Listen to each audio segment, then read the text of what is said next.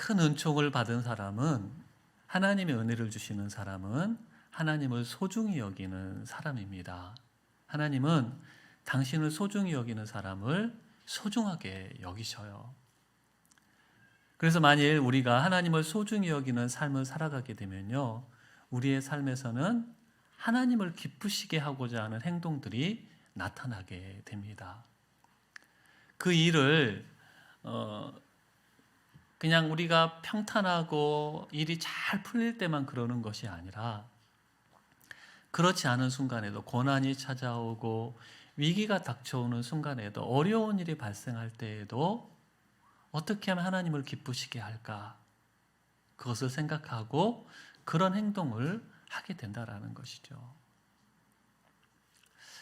다니엘에게 큰 위기가 닥쳤습니다. 왕의 명령으로 인해서 바벨론의 지혜자였던 다니엘이 죽임을 당할 위기를 맞게 된 거예요. 근데 여러분, 위기라는 말이 위험과 기회라는 말의 합성어인 거 아시죠? 정말 어려운 일이 발생을 했지만, 근데 그 위기가 하나님의 손안에 있을 때 우리에게는 놀라운 기회가 돼요. 그 위기의 순간에 다니엘은 하나님을 기쁘시게 하는 그런 행동들을 하게 돼요. 오늘 말씀에서 우리가 그것들을 확인하게 될 텐데, 그랬을 때 하나님이 그 위기가 다니엘에게 놀라운 기회가 되게 하십니다.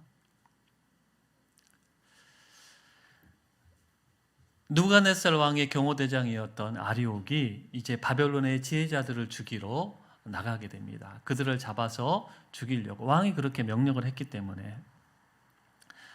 그때 이 아리옥 앞으로 누가 나아가냐면 다니엘이 제 발로 걸어갑니다. 지금 아리옥이 다니엘과 같은 지혜자들을 잡으려는 그런 시기에 다니엘이 스스로 나가가지고 아리옥에게 그렇게 이야기를 해요. 왕의 명령이 왜 그렇게 급하냐? 이 말은 왕의 명령이 왜 그렇게 가혹하냐? 죽이라는 말은 들었던 것 같아요.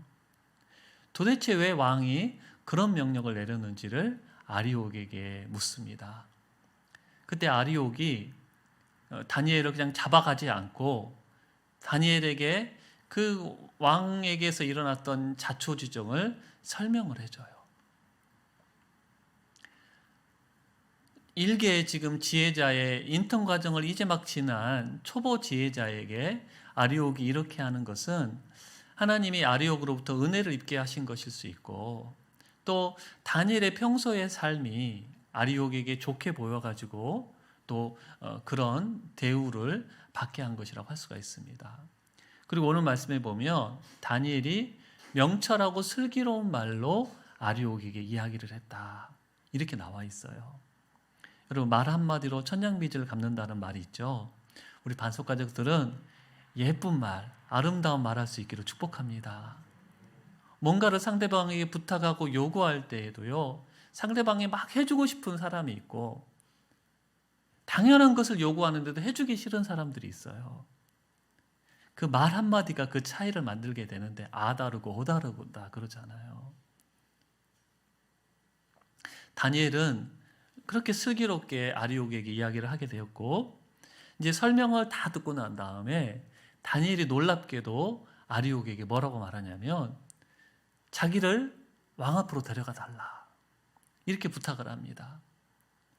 그리고 왕에게 무슨 말을 하냐면 이 바벨론의 어떤 지혜자들도 왕의 꾼 꿈이 무엇인지를 모르고 그 해석을 몰랐는데 자기가 꿈과 해석을 시간을 주면 알려드리겠다라는 그런 말을 왕에게 하게 돼요. 오늘 말씀 16절, 다니엘이 곧 왕에게로 가서 아뢰었다. 임금님께 임금님의 꿈을 해몽해 드릴 수 있는 시간을 저에게 주십시오. 다니엘이 왕에게 직접 이야기한 것일 수도 있고 아리옥을 통해서 한 이야기일 수도 있는데, 다니엘은 우리가 지난주 살펴보았던 바벨론의 지혜자들과는 다른 모습을 보입니다. 바벨론의 지혜자들이 여러분 왕에게 그렇게 말을 하잖아요. 왕이 우리에게 요구하는 것은, 꿈도 말해주지 않고 꿈을 해석하라고 하는 것은 사람은 할 수 없는 일입니다. 이건 신만이 할 수 있는 일입니다 라고 말을 하거든요. 그러면 자기들이 믿는 신에게 가서 도움을 요청해야 되는데, 왕에게 우리에게 시간을 주시면 우리가 믿는 신에게 물어봐서 알려드리겠습니다라고 해야 되는데, 그 어느 누구도 그러지를 않아요. 왜 그랬다고요? 그들이 믿는 신이 그럴 능력이 없는 신이라는 것을 알았기 때문에. 그런데 다니엘은 다르게 행동을 하잖아요. 제게 시간을 주시면 제가 알려드리겠습니다. 여러분, 지금 바벨론의 지혜자들은 다 죽을 위기에 처했는데, 만약 다니엘이 시간을 줬는데도 답을 알아내지 못하면 다니엘은 더 큰 벌을 받게 생겼어요. 왕을 능멸했다라는 이유로. 그러지 않습니까? 도대체 다니엘은 왜 이런 무모하게 보이는 행동을 하는 걸까요? 그냥 빨리 도망가서 자기 목숨이나 좀 살리지. 아니면 어느 곳에 꼭 숨어 있었으면 시간이 지나면 왕이 명령을 거두어드릴 수도 있잖아요. 근데 그러지 않고 왕 앞에 나아가가지고 무모하게 보이는 지금 이야기를 하고 있단 말이에요.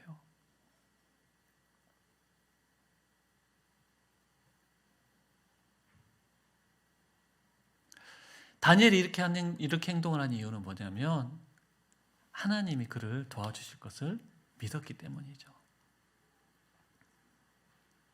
하나님께 도움을 구하면 하나님께서 그것들을 자기에게 알려주실 거라는 믿음을 가지고 또 다른 믿음의 도전을 하고 있는 거예요. 1장에서 10일 동안 우리는 채소와 물만 먹겠습니다. 이런 도전을 했는데 이제 그것보다 더 큰 도전을, 목숨을 건 도전을 다니엘이 하고 있는 거예요. 여러분, 하나님을 믿는 사람들은 이런 도전을 합니다. 무모하게 보이고 할 수 없는 것 같은 일들을 하나님을 믿는 믿음으로, 하나님이 도와주실 거라는 믿음으로, 하나님이 능력을 주실 거라는 믿음으로 행하는 거예요. 아무도 블레셋의 장군 골리앗과 싸우려고 하지 않을 때 소년 다윗이 나가서 자기가 골리앗과 싸우겠다라고 하죠. 그리고 직접 싸웁니다. 다윗은 자기가 양을 칠 때에 많은 맹수들로부터 자기를 구원해 주신 하나님의 그 도우심의 경험이 있었고, 이번에도 하나님을 모욕하고 하나님의 군대를 모욕하는 저 악한 골리앗을 하나님이 이기게 하실 거라는 믿음을 가지고 그런 행동을 하게 된 거죠. 페르시아 아하수에로의 이 왕비였던 에스더 역시 왕이 부르지 않았는데 왕 앞에 나가면 죽임을 당하거든요. 근데 민족을 구원하기 위해서 3일간 금식 기도하고 하나님이 도와주실 것을 믿고 역사하실 것을 믿고 담대히 나아가게 되는 거예요. 여러분, 하나님을 믿는 사람은 이렇게 믿음의 도전을 하는 거예요. 이게 하나님의 뜻이고 하나님이 기뻐하시는 일이고 하나님이 역사하실 거라는 믿음을 가지고 다른 사람들은 하지 않으려고 하고 할 수 없다고 생각해서 뒤로 물러나고 주저앉아 있고 낙심해 있을 때, 아니 하나님이 기뻐하시면 이것들이 가능할 거라는 믿음으로 도전을 하는 거예요.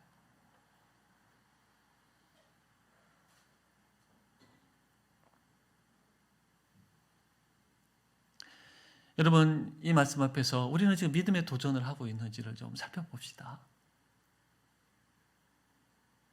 할 수 있거든이 무슨 말이냐? 믿는 자에게는 능히 하지 못할 일이 없다. 이 주님의 말씀을 붙잡고 하나님이 도와주실 것을 믿고 하나님이 이루실 것을 믿고 믿음으로 행동하고 믿음으로 도전하고 있는지. 제가 참 겁이 많고요, 안주하기를 좋아하는 사람이에요. 그런데 하나님이 제 믿음의 삶에 있어서 때때로 믿음의 도전을 하게 하셨어요.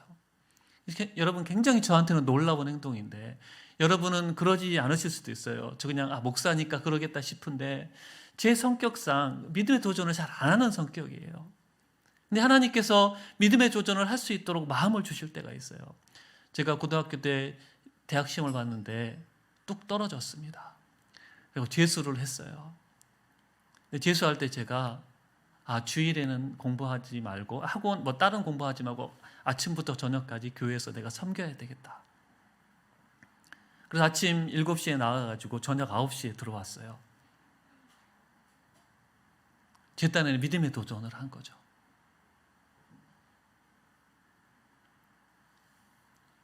그리고 정말 아무것도 없는 곳에서 이 교회 개척을 시작한 것도 또 한 번의 믿음의 도전이었고, 하나님이 기뻐하시면 하나님이 도와주실 거다. 저를 아는 분들은 놀래요. 그런 선택을 한 저의 그 행동을 보면서. 저는 그럴 걸 할 수 있는 사람이 아니에요, 여러분. 하나님이 믿음을 주셨고 하나님이 이끌어 주셨고. 여러분, 하나님 우리가 도전하는 걸 너무 기뻐하셔요. 무모하게 막 무조건 도전하는 것이 아니라 이게 하나님이 기뻐하시는 일이고, 그러면 때 하나님이 도와주실 거라는 것을 믿고 도전하는 사람을 기뻐하셔요. 우리 믿음의 도전의 행동들을 기다리고 계셔요.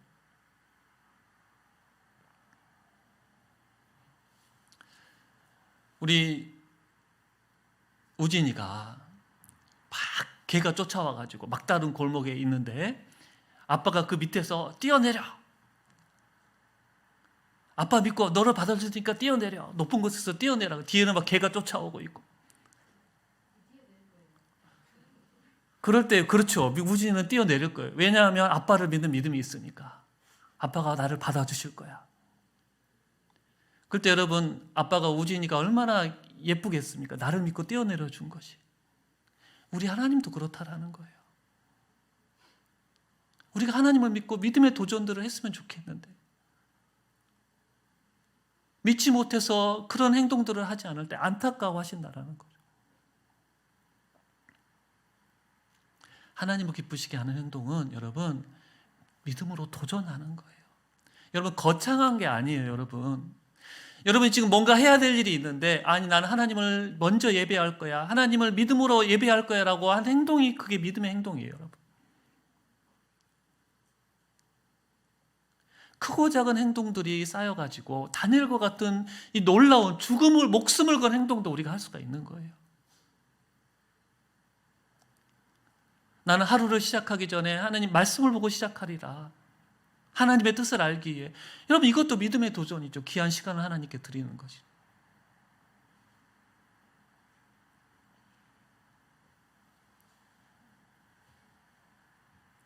여러분, 이렇게 다니엘이 이렇게 선포했을 때 제일 이제 하나님이 바쁘신 거예요.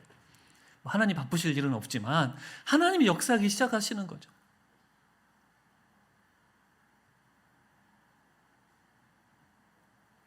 근데 우리는 하나님을 너무 생각해가지고 우리 안에서 다 그냥 정리를 해버려요.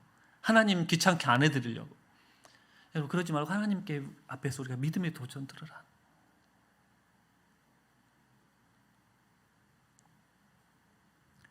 그렇게 왕에게 이야기를 하고 난 다음에 다니엘이 이제 돌아와서 새 친구들을 만납니다. 하나냐, 미사엘, 아사랴, 함께 잡혀왔고 함께 믿음의 삶을 살아가는 친구들에게 뭐라고 말하냐면, 우리 함께 기도하자. 자기가 왕에게 꿈과 그 해석을 말해주겠다, 시간을 주면 말해주겠다고 했는데, 하나님께서 그것들을 알려주시도록 기도하자. 나를 위해서 좀 기도해달라. 여러분, 믿음의 도전을 하고 그걸로 끝나면 안 되고요. 우리는 기도해야 돼요. 하나님께 도와달라고. 자, 이 다니엘이 했던 기도 내용을 우리 함께 좀 살펴볼까요? 18절 같이 읽어봅시다. 시작.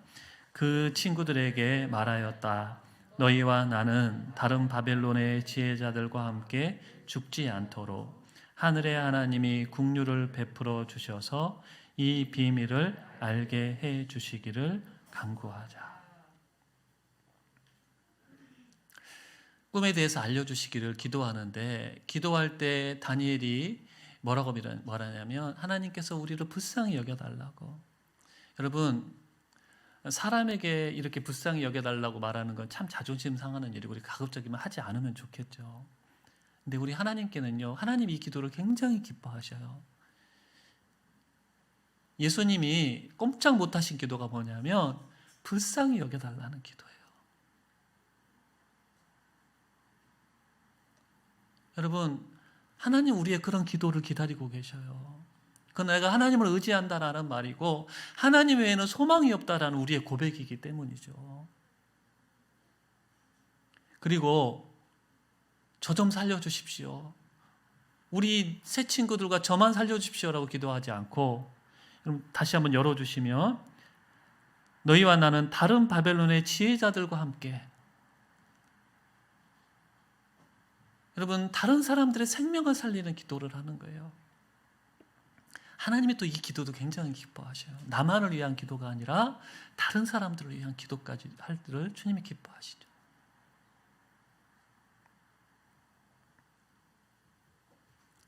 믿음의 도전을 하고 이렇게 기도하는 것을 하나님은 굉장히 기뻐하십니다, 여러분. 기도의 능력을 아는 사람들은 기도를 하는 거죠. 그리고 혼자 기도하는 것보다 함께 기도할 때 그 역사하는 힘이 크다라는, 의인의 간구는 역사하는 힘이 크다. 나 혼자 기도하기보다 기도를 부탁해서 함께 기도할 때에 그 기도에 강한 역사가 나타나는 것을 믿는 사람들은 이렇게 기도 부탁을 하는 거예요. 여러분 성경을 보십시오. 많은 믿음의 사람들은 기도하고 기도를 부탁해요. 사도 바울은 그가 복음을 전한 사람들에게 너희를 위해서 내가 열심히 기도하고 있다. 너희들도 기도해라. 그러면서 나를 위해서도 기도해달라. 기도의 능력을 아니까. 에베소서에 보면 이런 말씀이 있어요. 온갖 기도와 간구로 언제나 성령 안에서 기도하십시오. 이것을 위하여 늘 깨어서 끝까지 참으면서 모든 성도를 위하여 간구하십시오. 또 나를 위하여 기도하기를 내가 입을 열 때에 하나님께서 말씀을 주셔서 담대하게 복음의 비밀을 알릴 수 있게 해달라고 하십시오. 이때 바울은 감옥 안에 갇혀 있었는데 나는 여러분들을 위해서 기도합니다. 에베소서를 읽어보면 바울이 에베소 성도들을 위한 기도가 나와요. 여러분 항상 깨어서 기도하십시오라고 권면해요. 그리고 나를 위해서 기도해 주십시오.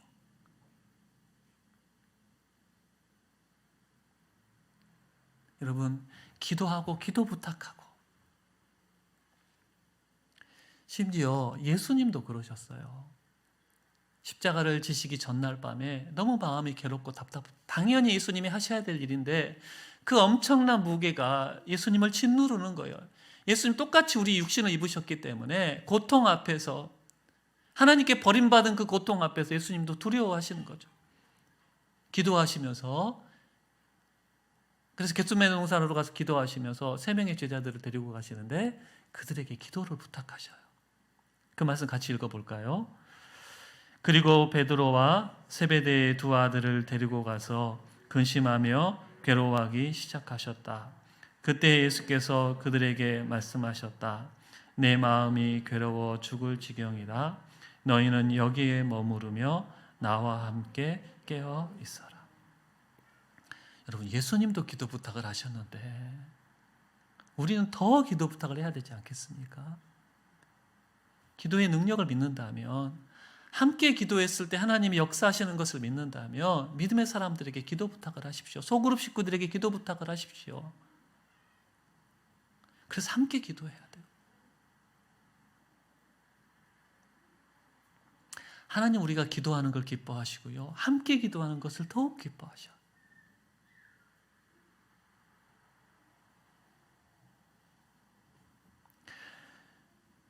그래서 다니엘과 세 친구가 기도를 하게 돼요. 그런데 하나님께서 그 기도를 들으시고 응답을 해주십니다. 2장 19절 앞부분에 보면 이에 이 은밀한 것이 밤의 환상으로 다니엘에게 나타나 보이매. 하나님이 응답을 해주시는 거죠. 여러분 왜 우리가 기도해야 됩니까? 기도에는 응답이 있기 때문이에요. 하나님께서 우리가 기도하면 다니엘에게 응답하셨던 것처럼 바로 응답을 하셔요. 저도 인생에 있어서 기도하자마자 하나님 바로 응답해 주셨을 때가 있어요. 굉장히 중요한 일인데 저희 어머니가 이제 사경을 헤매고 계실 때 어머니 좀 살려달라고 기도하는데 하나님께서 그 부분에 대해서 즉시 응답을 해주셔가지고 제가 기도를 중단했던 경험이 있고, 또 제 인생에 가장 중요했던 선택이 뭐냐면 대학을 졸업을 앞두고 신대원을 가느냐 조금 더 일을 하고 나중에 가느냐. 그래서 굉장히 중요한 기도잖아요. 근데 놀랍게도 기도하자마자 응답을 받았어요. 제가 그때도 하나님의 음성을 듣는 법들을 잘 모르고, 근데 이게 하나님의 응답이다라는 확신을 가지고 제 아내한테도 이야기를 하고, 하나님 지금 가라고 하신다고. 이처럼 하나님이 즉시 응답해 주실 때가 있어요. 근데 어떤 경우는 하나님의 응답이 우리가 원하는 시간 안 될 때가 있어요. 여러분, 그럼에도 불구하고 우리는 기도해야 돼요. 왜냐하면 하나님은 응답해 주시고, 선하신 하나님 우리에게 좋은 것을 주시는 분이에요. 우리가 신뢰해야 되는 건 뭐냐면, 내가 원하는 것을 주시지 않았을 때, 내가 원하는 시간에 주시지 않았을 때도 나는 모르지만 이것이 나에게 선이구나. 선하신 하나님이 나에게 나쁘게 하실 리가 없다. 이것을 믿고 우리가 계속 기도를 해야 됩니다. 그래서 기도 응답을 받았습니다.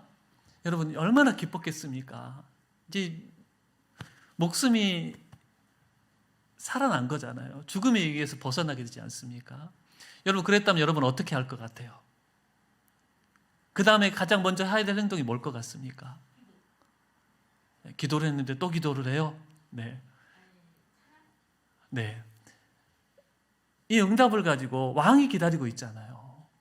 왕에게 자기가 답을 해준다 그랬으니까 왕에게 달려가서 제가 꿈을 알아냈습니다라고 말해야 될 것 같은데, 다니엘이 그러지를 않아요. 19절 뒷부분 보면 다니엘이 하늘에 계신 하나님을 찬양하니라. 자기에게 응답해 주신 하나님을 찬양을 하게 돼요. 20절부터 23절에 다니엘의 이 찬양이 나오고 있는데, 하나님은 지혜와 능력의 하나님이십니다. 이런 고백을 해요. 모든 것을 알고 계시고 또 크신 능력을 가지고 계셔서 왕을 패하시고 쇠하시고 때와 계절을 바꾸시고 지혜자에게 지혜를 주시는 분이시다. 빛이신 분이시기 때문에 깊고 은밀한 것을 드러내시고 어둠 속에 감추인 것을 드러내시는 분이시다라고 찬양합니다. 그러면서 그 하나님이 나에게 지혜와 능력을 주셔서 이 비밀을 알게 해주셨다. 이렇게 노래를 하게 되죠. 우리 그 부분 같이 읽어볼까요? 23절 시작. 나의 조상을 돌보신 하나님, 나에게 지혜와 힘을 주시며 주님께 간구한 것을 들어주시며 왕이 명령한 것을 알게 해주셨으니 주님께 감사하며 찬양을 드립니다. 다니엘은 하나님이 지혜와 능력의 하나님이시라 그러면서, 그리고 그 지혜와 능력을 자기에게 주셨음에 대해서 하나님을 찬양하고 높여드리는 거예요. 그가 알게 된 답을 가지고 왕에게 이야기를 하자마자 큰 상을 받게 될 텐데, 그것이 아니라 먼저 자기에게 답을 주신, 응답해 주신 하나님을 향해 찬양을 드리게 되는 거죠. 여러분, 다니엘이 보여주는 모습에서 저는 신약에 나오는 두 명의 사람이 생각이 났어요. 첫 번째는 베드로. 예수님이 제자들과 함께 저 북쪽, 이스라엘 북쪽에 있는 가이사랴 빌립보 지방에 갔을 때 제자들에게 물어보셔요. 사람들이 나를 누구라고 말하느냐? 너희에게 나는 누구냐? 그때 베드로가 뭐라고 대답을 하냐면, 주는 그리스도시요 살아계신 하나님의 아들이십니다. 우리가 기다리는 왕이시고 메시아이시고 하나님이십니다라는 고백을 하게 되는데, 예수님이 이 질문을 했던 그 가이사라는요, 그 당시에 세계의 왕으로 군림하던, 신으로 군림하던 로마 황제의 신전과 신상이 자리 잡고 있던 곳이에요. 아마도 예수님은 그 신상 앞에서 누가 너의 왕이냐 이렇게 물어보신 거죠. 그때 베드로는 로마 황제가 아니고, 여러분 얼마나 큰 권력을 가지고 있었습니까? 말 한마디에 사람을 죽이고 살릴 수도, 한 나라가 살 수도 있고 무너질 수도 있는 그 권력을 가지고 있던 로마 황제가 아니라, 비록 남루한 옷을 입고 있지만 당신이 바로 하나님이시고 왕이십니다라는 고백을 베드로가 한 거죠. 예수님이 그 고백을 기뻐하셔요. 여러분, 다니엘이 지금 하고 있는 찬양도 동일한 고백이에요. 나를 죽일 수 있는 힘을 가지고 있는 느부갓네살이 아니라 당신이 바로 나의 왕이십니다. 다니엘의 신앙 고백이면서 하나님을 향한 찬양인 거죠. 여러분, 이 다니엘의 찬양을 들으면서 하나님은 기뻐하셨을 거예요. 여러분 아십니까? 하나님이 우리에게 기뻐하시는 또 한 가지가 뭐냐면 우리가 찬양하는 거예요. 성경의 곳곳에 하나님을 찬양하라는 말이 나옵니다. 이 하나님을 찬양하라는 말은 뭐냐면 하나님을 칭찬해 드리라는 말이에요. 그래서 하나님이 우리가 하나님을 찬양할 때 너무너무 기뻐하십니다. 토요일에 교회에서 이제 봉사하시는 두 팀이 있어요. 한 팀은 교회 청소팀, 1시에 나오셔서 청소를 하시는 팀이 있고 한 3, 4시쯤에 우리 김민성 청년이 나와가지고 OBS 작업을 하는데요. 어제 두 팀의 공통점을 봤어요. 그게 뭐냐면 열심히 섬기면서 찬양을 틀어놔요. 물론 이 청소팀은 일의 능률을 올리기 위해서 찬양을 틀어놨을 텐데, 근데 저는 정말 하나님 그것들을 기뻐 받으실 거라는 생각이 드는 거예요. 여러분, 교회 청소가 사실은 제일 섬김의 자리죠. 화장실도 청소를 하고 이 바닥을 닦고 쓰레기 치우고. 근데 그 일을 하면서 찬양하며 사더라고요. 그리고 OBS를 만드는 김민성 청년도 찬양을 틀어놓고 계속 찬양을 따라하면서 그 일을 하는 거예요. 하나님이 그 섬김도 기뻐하셨겠지만 그 찬양 가운데서 그 일을 하는 것을 참 기뻐하셨겠다. 우리가 찬양하는 걸 하나님은 정말 기뻐하셔요.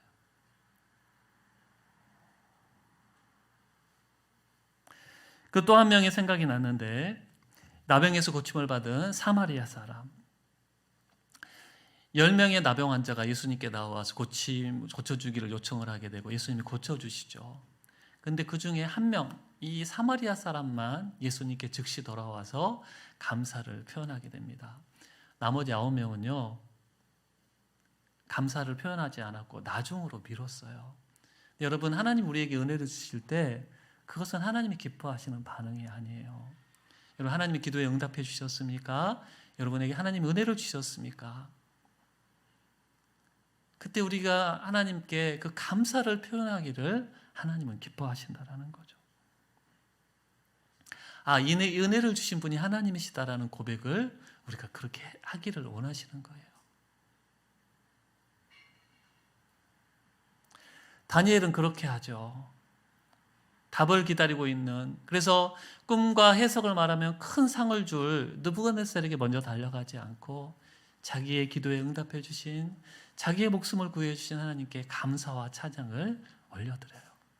그 다음에 아리오게에게 나아가게 되는 거죠. 여러분, 우리가 그 무엇보다 먼저 하고 있는 것이 우리가 가장 소중히 여기는 것일 가능성이 커요. 그리고 우리가 지금 찬양하고 있는 대상이 우리가 가장 소중히 여기는 대상일 것입니다. 여러분, 하나님이 주신 은혜에 대해서 여러분들은 바로 감사로 반응을 하고 있는지, 하나님을 찬양하고 있는지, 아니면 우리가 찬양하고 있는 대상이 다른 어떤 것인지. 이런 다니엘에게 하나님께서 이 위기가 놀라운 기회가 되는 그런 은혜를 허락해 주시게 되는데요. 사랑하는 우리 반석 가족들, 이번 한 주 하나님을 또 소중히 여기고 하나님을 보배로 삼고 살아가는 그런 한 주가 되기를 축복합니다.